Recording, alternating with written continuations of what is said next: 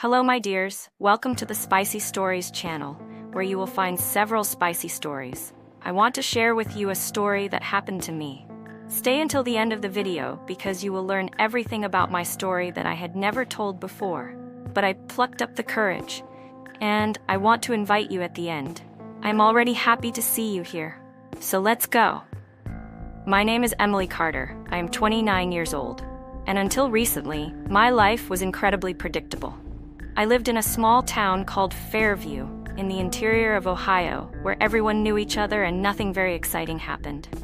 I worked as a librarian at a public school and led a calm, almost monotonous routine. But everything changed when I met Dr. Michael Turner. I was never much of a health warrior.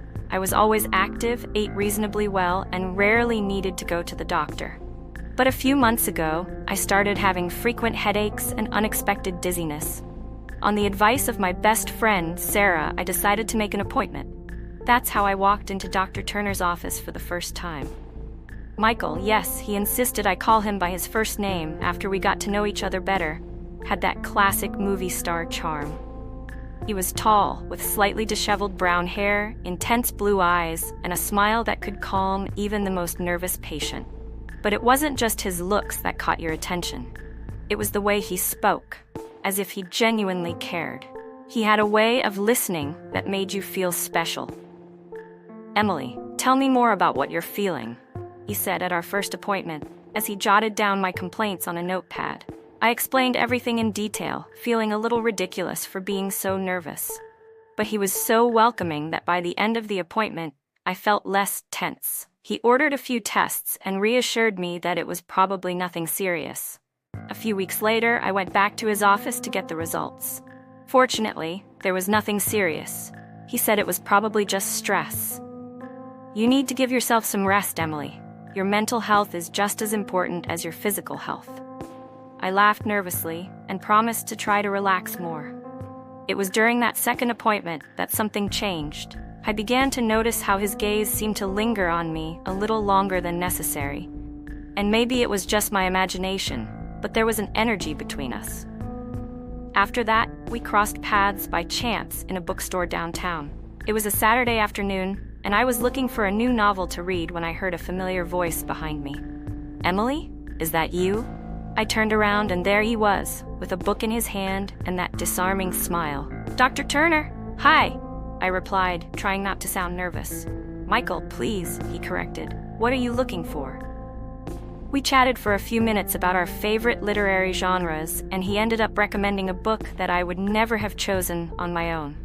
When we said goodbye, my heart was racing. That night, while I was reading the book he suggested, I received an unexpected text. It was from Michael.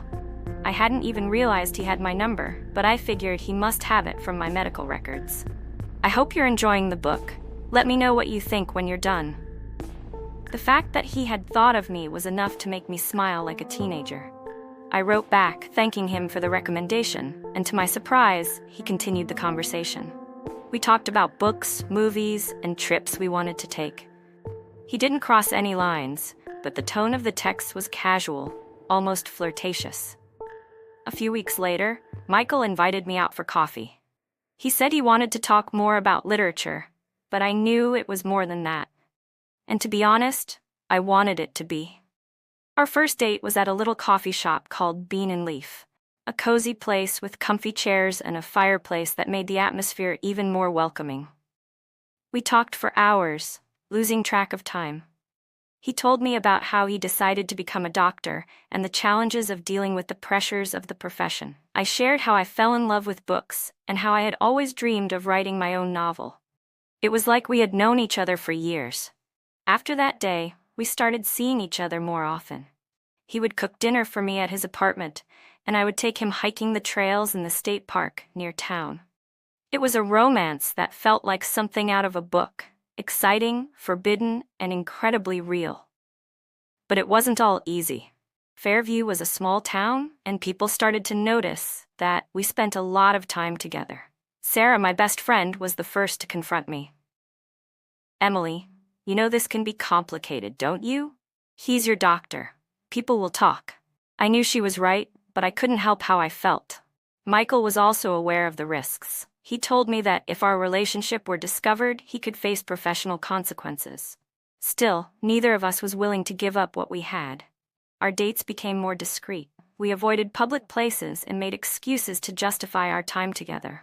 But the more we tried to hide it, the harder it seemed. The climax of our story happened on a rainy night. We were in his apartment, talking about the possibility of making our relationship public.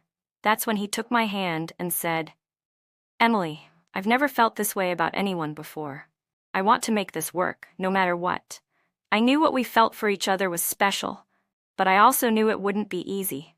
But looking into his eyes, I knew it was worth trying. Over the next few weeks, our lives became a whirlwind. I started noticing longer glances from people in town, whispered comments that died away as they watched me pass. My relationship with Sarah became strained, and she didn't hide her discomfort with the situation. One afternoon, while I was organizing books in the library, I heard the door open and saw Sarah come in. Her face was serious, and I knew she had something important to say. "Emily, we need to talk," she said, crossing her arms. "People are talking about you and Michael. Someone saw you together in the park last weekend." My heart raced. I knew it was inevitable, but hearing the confirmation made me panic. "We didn't do anything wrong, Sarah. We're just trying to be happy." She sighed, clearly frustrated. "I understand that you like him, Emily, but this isn't just about the two of you. He's a healthcare professional. If this becomes a scandal, his career could be at risk. Are you prepared to deal with that?" I didn't have an answer. It all seemed so complicated. When I shared this conversation with Michael later that night, he seemed worried but determined. "Maybe we should be honest, Emily. Tell the truth before someone else does it for us."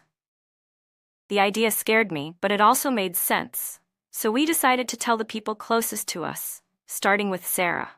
We invited her to dinner where we explained everything: how we met, how our feelings evolved, and why we thought it was worth fighting for. She listened silently, and at the end, she simply said, "I still think it's risky, but I'm not going to stop you. I hope you know what you're doing." Over time, other people found out, and their reactions were mixed. Some were supportive, while others were harshly judgmental. The biggest challenge came when a colleague of Michael's at the clinic found out and threatened to report him to management. This put us in a difficult position. Michael decided to take matters into his own hands and set up a meeting with the clinic director. He explained everything honestly, emphasizing that our relationship did not compromise his professional ethics. To our surprise, the director was understanding, but made it clear that there would be rules to follow to avoid conflicts of interest. With that, we felt like a huge weight had been lifted from our shoulders. We still faced challenges, but our love proved resilient. Fairview may be a small town with small minds, but there were also those who believed in the power of following your heart. Today, as I look back on everything we've been through, I know that every challenge was worth it. Michael and I continue to explore our journey together, knowing that love isn't something you find every day. It's something you choose to protect and cherish. I'm glad you've made it this far. Now I want to invite you to subscribe to the channel if you haven't already to receive all of our videos. Like, share, and leave your thoughts on my story in the comments. I promise I'll read and like your comment. I want to talk to you. I'll stop here and see you in the next video. Okay? See you then.